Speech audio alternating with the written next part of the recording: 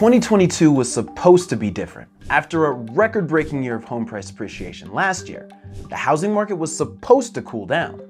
I even made a video about it. Well, it hasn't happened yet. In fact, home prices this year are setting brand new record highs.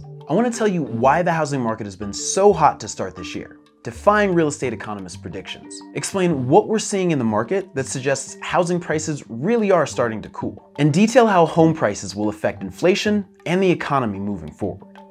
Let's get into it.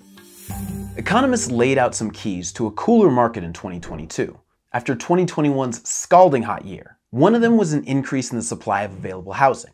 And we've seen that. Sort of. The monthly supply of new homes on the market in April was the highest in 12 years.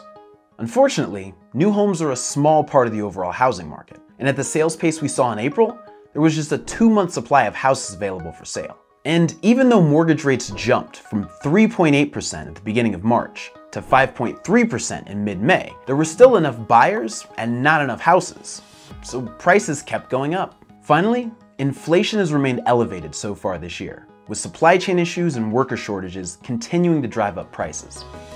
But things are starting to change, and we're seeing signs of a slowdown in the housing market. In May, Realtor.com noted the first year-over-year increase in overall housing supply since June 2019. The increase in housing supply has come largely as a result of weakening sales finally catching up to the market. Sales of existing homes have been lower year-over-year every month since August 2021. Pending home sales have declined for 6 consecutive months and are at the slowest pace in nearly a decade. Higher mortgage rates and average home prices well above $350,000 have also taken millions of potential buyers out of the market, according to the National Association of Realtors. More homes on the market, plus less eligible buyers, usually means prices go down. And we're starting to see that.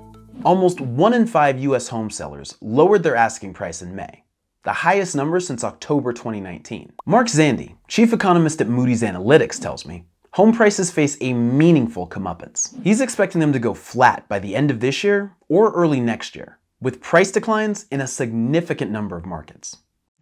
This slowdown is likely a good thing for the economy because housing prices are a major contributor to inflation. With home prices jumping at double-digit rates, economists predict rent inflation will rise by almost twice the pre-pandemic 5-year average, this year and next year. Housing prices also make up a major part of the core inflation readings that the Federal Reserve watches to check the economy's temperature. A sustained slowdown in housing prices could mean the Fed doesn't have to raise interest rates as high or for as long, which could help the US avoid a recession. And we've seen over the past year that higher home prices aren't having their typical impact of boosting consumer sentiment. As home prices have spiked to record highs, consumer sentiment has declined, falling to decade lows in recent months.